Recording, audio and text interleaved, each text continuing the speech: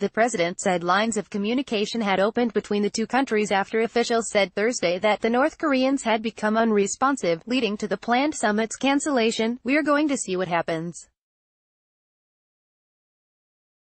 We're talking to them now.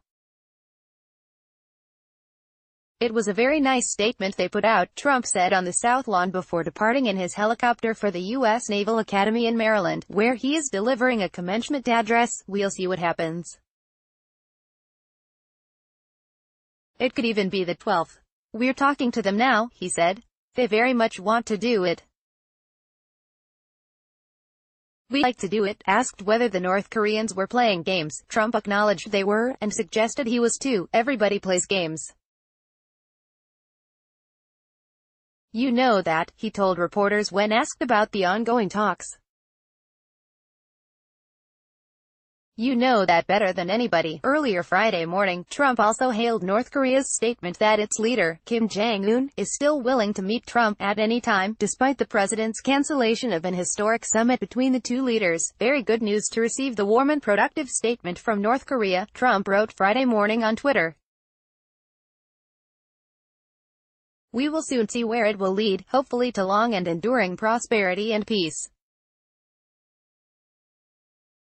Only time and talent will tell," Kim Ki-gwan, a top official at North Korea's foreign ministry, said Trump's decision to cancel the talks, which were scheduled for June 12 in Singapore, ran counter to the global community's wishes for peace on the Korean peninsula. "We would like to make known to the U.S. side once again that we have the intent to sit with the U.S. side to solve problems regardless of ways at any time," said Kim in comments published Friday by the country's state-run news agency KCNA. Kim also said Trump's decision was not consistent with the desire of humankind for peace and stability in the world, to say nothing of those in the Korean peninsula, minutes before his Friday morning tweet. Trump claimed Democrats were rooting against his administration in its negotiations with North Korea. "Democrats are so obviously rooting against us in our negotiations with North Korea," the president wrote on Twitter. "Just like they are coming to the defense of MS-13 thugs, saying that they are individuals. Dems have lost touch." Trump announced his decision to scrap the June summit in a letter Thursday that read, "I feel it is inappropriate, at this time, to have this long-planned meeting, following antagonistic rhetoric from Pyongyang." After the news the summit was called off, Democrats criticized Trump for the decision. House Minority Leader Nancy Pelosi told reporters Thursday on Capitol Hill that the canceled summit was a good thing for Kim Jong-un. Pelosi said the meeting takes preparation, this takes knowledge, this takes judgment, and clearly it takes preparation, which the president didn't make. It's clear he didn't know what he was getting into, the California Democrat said. And now he's walking away from it in this very chummy, palsy-walsy letter to Kim Jong-un. He, Kim Jong-un, is the big winner, she added, and when Kim got this letter from the president saying, "Okay, never mind," he must be having a giggle fit right there now in North Korea. Democratic Sen. Ben Cardin of Maryland called Trump's decision puzzling in an interview on CNN's New Day Friday morning. "I think everyone understands that the only way to resolve this is through diplomacy," Cardin said. "There is no military option without extreme risks, so it's puzzling that the president has now thrown diplomacy off track." Cardin, who sits on the Senate Foreign Relations Committee, knocked accusations that Democrats want Trump to fail, saying, "We certainly want the president to succeed. We want to make sure that when a summit takes place, and we hope it will, that it will be properly prepared and we can have a favorable outcome," Cardin said. Republicans, however, hailed the president's action as a tough negotiating move.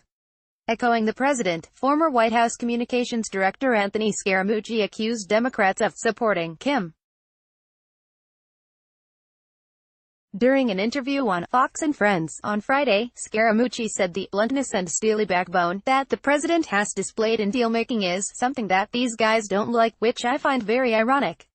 It's almost like they support MS-13, Hamas, and now they're supporting the Chairman Kim, he said. Republican Sen. Lindsey Graham said in an interview on the same program Friday morning, "Everybody who is criticizing the president regarding the letter, how well did you do in North Korea?" He added that he thought the letter was the right decision. Graham said he believes Trump will be able to achieve the denuclearization of North Korea within his first term. It's not if he ends the North Korean program, it's how and when, Graham said. There's two ways, diplomacy to be a win-win, which is the preferred route, military conflict that will destroy the regime. I think he is going to do this in his first term, according to Graham. Trump said he's not going to pass this on to anybody else. A former critic of Trump during the campaign, Graham added, he thinks he is going to get re-elected. So do I. The South Carolina Republican also told Fox News that the next step for Trump is to reprimand China for seemingly undercutting U.S. diplomatic efforts with North Korea after a meeting Kim had in early May with Chinese President Xi Jinping. He's going to go back to China, I think. Read them the Riot Act. If you want a peaceful solution to the North Korean problem, help me. If you keep playing this game we have played for 30 years, there is going to be a war in your backyard, not ours, and North Korea is going to lose, Graham said. Graham said he hopes, through diplomacy, there would be no nuclear North Korea, but if there is going to be a war, it's going to end badly for North Korea, he said.